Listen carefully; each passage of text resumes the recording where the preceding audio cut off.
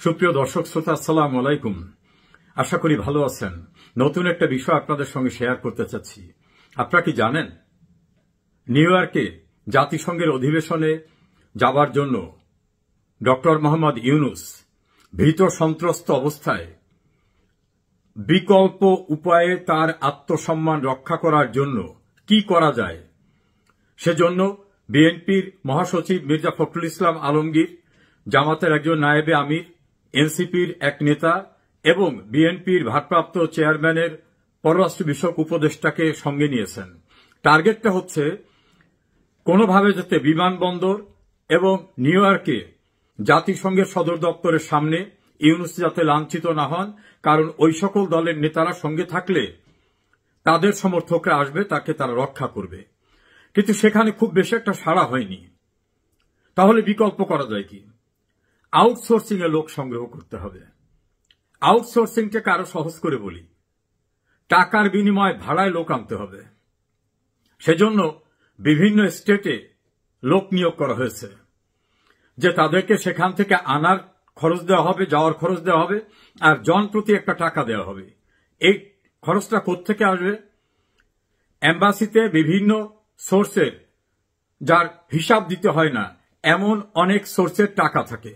সেই টাকা এবং ওইসব দেশে যারা আওয়ামী লীগ বিরোধী ব্যবসায়ী বা ধনী মানুষ, তারা একটা অ্যামাউন্ট দেবেন, আর ইউনূসের যে কোম্পানি আছে সেই কোম্পানি টাকা দেবেন। এই মিলে বড় একটা ফান্ড করে আউটসোর্সিং এ, অর্থাৎ ভাড়ায় লোক এনে প্রবাসে থাকা আওয়ামী লীগ বা 14 দল অথবা মুক্তিযুদ্ধের পক্ষের লোকরা, বীর মুক্তিযোদ্ধারা যে ক্ষোভ প্রকাশ করবে, প্রতিবাদ জানাবে, সেই ডিমনস্ট্রেশনের কাউন্টার ডিমনস্ট্রেশন করার জন্য লোক খোঁজার ব্যবস্থা করা হয়েছে। আমি একজন সাংবাদিক এবং সেখানে দীর্ঘদিন থাকা অপর একজন গণমাধ্যম কর্মী, যিনি এখন আর নাই প্রফেশনে, একজন অ্যাটর্নি, এই তিনজনের সঙ্গে কথা বলেছি। তারা বলছেন যে বেচারা হয়তো খুব ভীত সন্ত্রস্ত হয়ে গেছেন, না হলে অতীতে কোনো গভর্নমেন্ট, এমনকি সামরিক স্বৈরাচাররাও কোনোদিন যাবার পরে এই জাতীয় প্রস্তুতি নেন নাই। তাদের পক্ষ থেকে নাকি আরেকটা পদক্ষেপ নেওয়া হয়েছিল যে নিউ ইয়র্ক পুলিশ যেন বিশেষ প্রোটোকল তাকে দেয়, বিশেষ প্রোটেকশন দেয়। এটা তো দেওয়ার কোনো বিধান নাই। এটা হয় সর্বোচ্চ লেভেলের কেউ হলে, তার ভিতরে ইউনূস পড়ে না। সেটাই ব্যর্থ।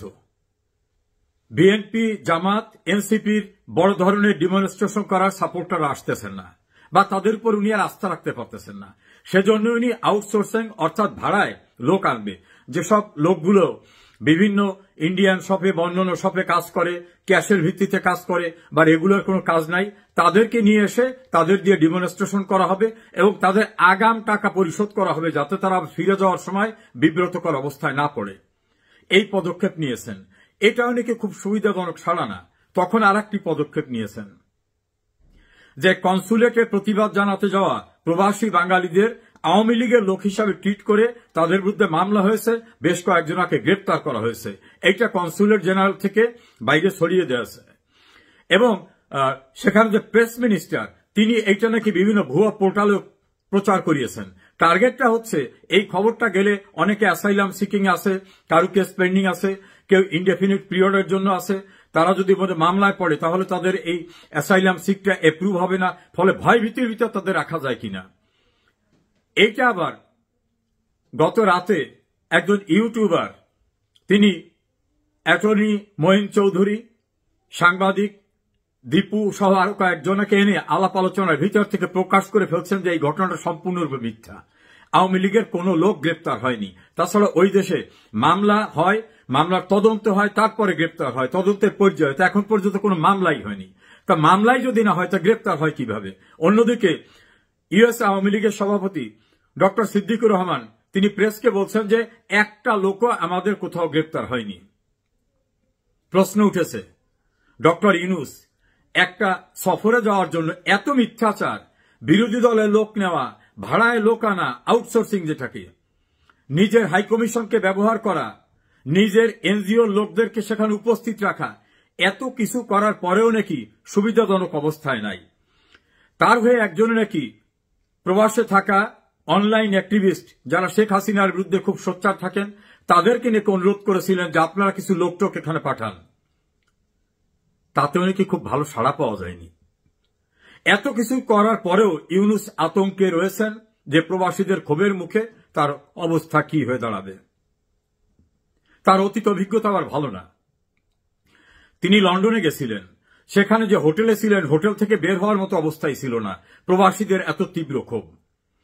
তার যিনি মাস্টার মাইন্ড, তথ্য সম্প্রচার উপদেষ্টা, তিনি নিউ ইয়র্কে অপদস্থ হয়েছেন, লন্ডনে অপদস্থ হয়েছেন, জাপানে গেছেন, আরেকজন জাপানে অপদস্থ হয়েছেন। বাংলাদেশের ভিতরে আসিফ নজরুল এবং তার যে গোয়েবলস শফিক, তারা মাইলস্টোন স্কুলের দুর্ঘটনা সেখানে গিয়ে 9 ঘন্টা অবরুদ্ধ ছিলেন। সেখানে তার এই যে আসিফ মাহমুদ, সজীব ভুইয়া, হাসনাত আবদুল্লাহ, সার্জিস আলমরা কেউ উদ্ধার করতে যেতে সাহস পায়নি, কারণ তাদেরকেই নাকি খোঁজে।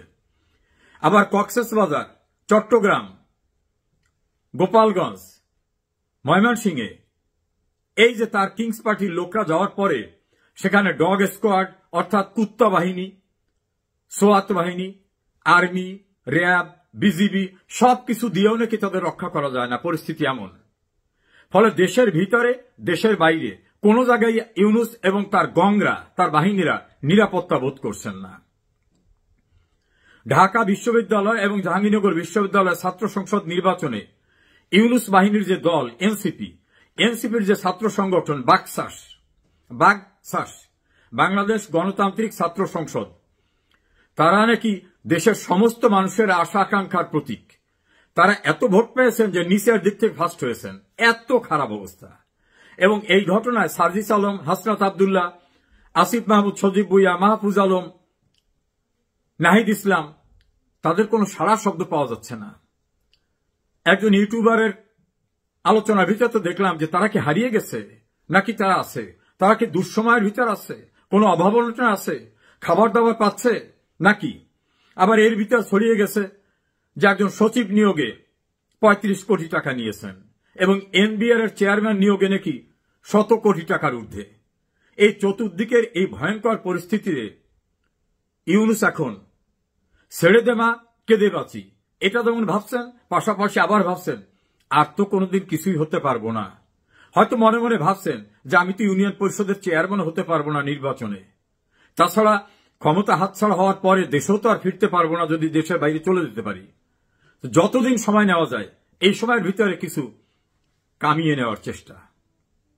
আর ইউনূসের সঙ্গে যারা আছেন তারাও মনে করছেন যে বিদেশ থেকে আসছেন, কারণ তার ক্যাবিনেটের অধিকাংশ তো বিদেশি আর এনজিও পার্টি। কেউ কেউ তো এক ইউটিউবারের ভাষায় ডায়াপার পড়তে হয়, মানে বহুমূত্র রোগে আক্রান্ত। এইসব লোকরা আত্মজীবন সুযোগ পাবেন না, কাজে হালুয়া রুটি যা কিছু ভাগযোগ করে নেওয়া যায় এখনই নাকি উপযুক্ত সময়। এর সঙ্গে আরো যুক্ত হয়েছে ঢাকার রাস্তায় পুলিশকে এত কিছু বলার পরেও, সর্বশেষে 5,000 টাকা করে দেওয়ার মতো একটা উৎকোচ দেওয়ার পরেও আওয়ামী লীগের মিছিল ঠেকানো যাচ্ছে না। আর মিছিল প্রতিদিন 10টা-15টা মিছিল হচ্ছে, আড়ালে আবডালে না, ঘনবসতিপূর্ণ এলাকায় এবং কর্মব্যস্ত সময়ে। এমনকি ইউনূসের যে দল এনসিপির অফিসের নিচে নাচতেছে, গাইতেছে, মিছিল করতেছে আওয়ামী লীগের লোকরা, সেখানে নাকি তাদেরকে টু শব্দ করতে সাহস পাচ্ছে না এনসিপির কেউ। অন্যদিকে জামাত এবং বিএনপির ভিতরে একটা বিভাজন দৃশ্যমান। এনসিপি তো হারিয়ে গেছে, তার কোনো খোঁজখবর নাই। আবার তারা যারা অনলাইন অ্যাক্টিভিস্ট, বিদেশ থেকে যারা সোচ্চার ছিলেন, তাদের আহ্বানে নাকি আর এখন কেউ সাড়া টাড়া দিচ্ছে না। তারা এই আওয়ামী লীগের বাইরে গিয়ে জামাত, বিএনপি, এনসিপি এদের দিয়ে নাকি কিছুই হবে না, ইউনূসের নাকি খুব শিগগিরই পতন হয়ে যাবে। তাহলে মাহমুদুর রহমান আমাদের সম্পাদক, তার নেতৃত্বে আরেকটা সরকার গঠন বা আরেকটা দল করা যায় কিনা সেটা নিয়েও তারা আলাপ আলোচনায় আছেন। ইউনূস এখন চতুর্দিকে সরিষার ফুল দেখছেন, কেউ বলছেন অন্ধকার দেখছেন, কেউ বলছেন কুয়াশাচ্ছন্ন অবস্থা। আওয়ামী লীগের নেতাকর্মীরা উৎসাহিত হয়ে রাস্তায় দোর্দণ্ড প্রতাপের সঙ্গে, আত্মবিশ্বাসের সঙ্গে মিছিল সমাবেশ করছে। আওয়ামী লীগের এক নেতাকে হত্যা করে জিয়ার কবরস্থানে টাঙিয়ে রাখার মতো বীভৎস নৃশংস ঘটনা নতুন করে সমস্ত মানুষকে মনে করিয়ে দিয়েছে যে এরা কিন্তু তারা যারা পুলিশকে মেরে উপরে টাঙিয়ে রাখছিল যাত্রাবাড়ি উত্তরায়, এরা কিন্তু সেই গ্রুপ। অর্থাৎ এই বিভৎসতা, এই যে ইউনূস বাহিনীর বিরুদ্ধে ঘৃণাকে আরো কয়েক গুণে বৃদ্ধি করে দিয়েছে। এমন একটি ভয়ঙ্কর পরিস্থিতিতে ইউনূসের নিউ ইয়র্ক সফর। আমাকে বাংলাদেশের একজন আইনজীবী, বর্তমানে দেশের বাইরে থাকেন, তিনি তো বললেন এমনও তো হতে পারে পরিস্থিতি যদি খারাপ দেখে ইউনূস নিউ ইয়র্ক থেকে আর ব্যাকই করবে না, কারণ তার উত্থান সবটা তো ওখানে। তার নোবেল কিনে দেওয়া, আবার যারা কিনে দেওয়ার আয়োজন করেছিলেন তাদের ফান্ডে ওনার টাকা দেওয়া, ইসরায়েলকে টাকা দেওয়া, নানাভাবে ওনার শেকড় তো বাইরে। কাজে বেশি বাড়াবাড়ি যদি কেউ করে তাহলে ইউনূস দেশে নাও যেতে পারে।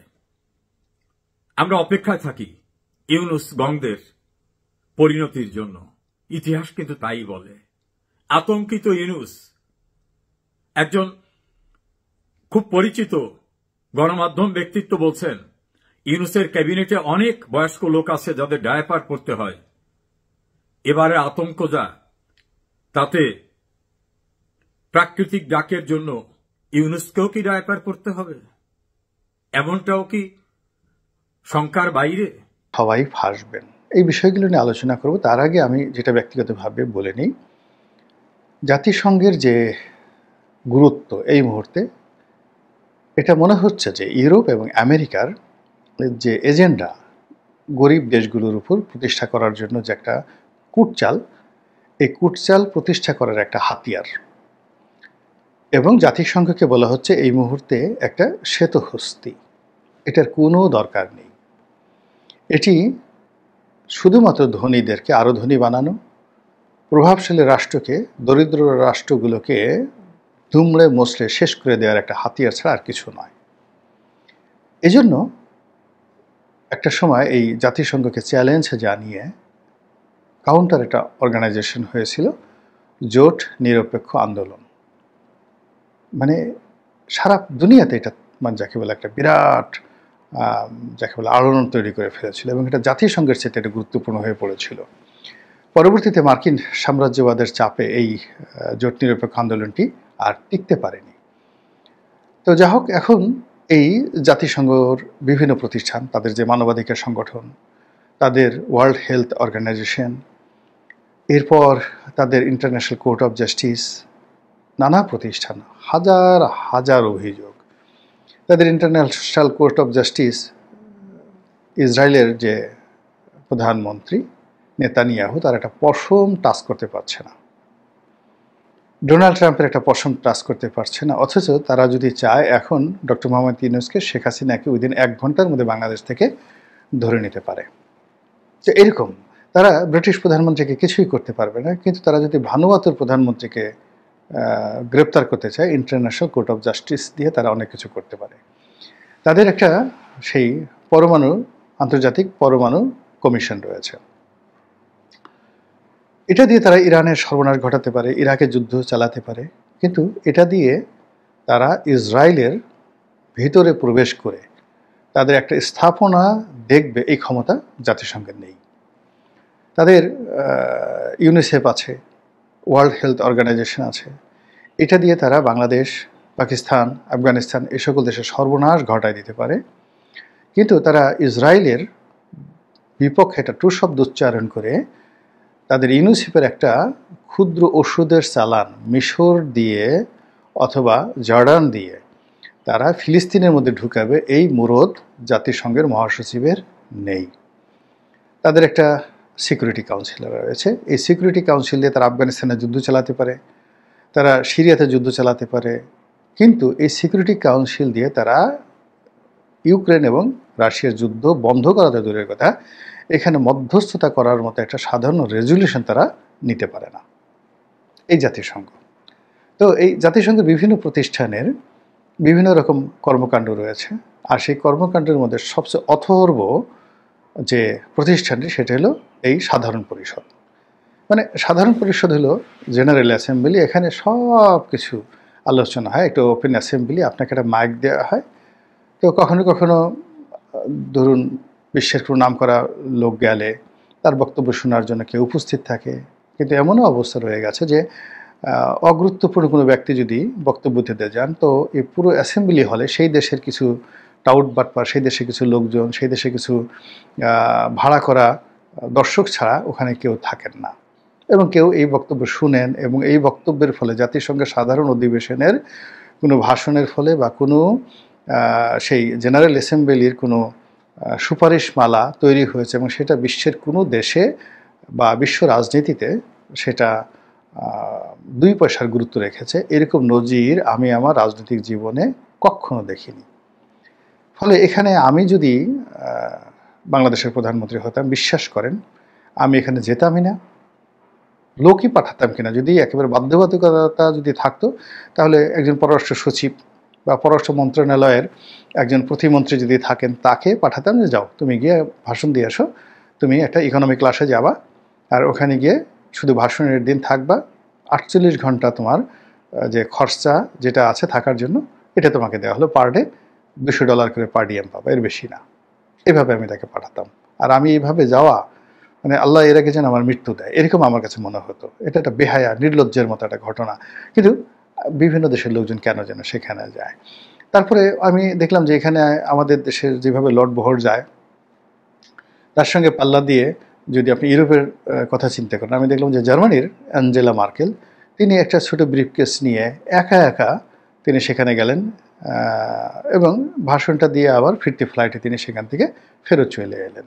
ওই তার তো সম্মান কমেনি। তো সেখানে আমাদের মন্ত্রী, সচিব, ব্যবসায়ী, আমলা কামলা এদেরকে নিয়ে এই বিরাট একটা বহর নিয়ে এই যে আমেরিকার যে যাত্রা, বিশ্বাস করেন বারবার শুধু আমাদের দেশে গরিব মানুষ যারা বিড়ি খায়, যারা রিক্সা চালায়, যারা ফুটপাতে বসে খেলনা বিক্রি করে, তাদের অর্থ ব্যয় করে আমেরিকার সবচেয়ে বিলাসবহুল 5 স্টার 7 স্টার হোটেলে আমাদের মন্ত্রী এমপিরা এই গরিব মানুষের টাকা দিয়ে সেখানে থাকেন। বাংলাদেশের চার্টার প্লেনগুলো মানে পুরো একটা বিমানকে ভাড়া করে নিয়ে বিমান বাংলাদেশ এয়ারলাইন্সে সেখানে গিয়ে বসিয়ে রাখা, তারপরে শেষে আবার সেখান থেকে এসে বাংলাদেশে একটা বিরাট বিজয় উৎসব করা, যে এই আমেরিকাতে ভাষণ দিয়ে এসেছি না জানি কী করি, এর চেয়ে আসলে বালখিল্য আমার কাছে মনে হয় না। এবং সেই বালখিল্য রাজনৈতিক নেতারা রাজনৈতিক কারণে অতীতে করেছেন। কিন্তু আশ্চর্য ব্যাপার হলো যে আমি দেখলাম যে বঙ্গবন্ধুর জামানাতে একবার তিনি যাননি, তিনি একবারই শুধু গিয়েছিলেন। একবার দেখলাম যে ডক্টর কামাল হোসেন ভাষণ দিয়েছেন। তারপরে এরশাদ জামানাতে মিজানুর রহমান চৌধুরী প্রধানমন্ত্রী ছিলেন, তিনি তার পক্ষে সেখানে ভাষণ দিয়েছেন। একবার বোধহয় পররাষ্ট্রমন্ত্রীও, কোনো একজন পররাষ্ট্রমন্ত্রী সেখানে ভাষণ দিয়েছিলেন, এরশাদ সাহেবও সেখানে যাননি। তো এরকম ঘটনা যে এখানে কেন যেতে হবে। তো এর প্রেক্ষাপটে এখন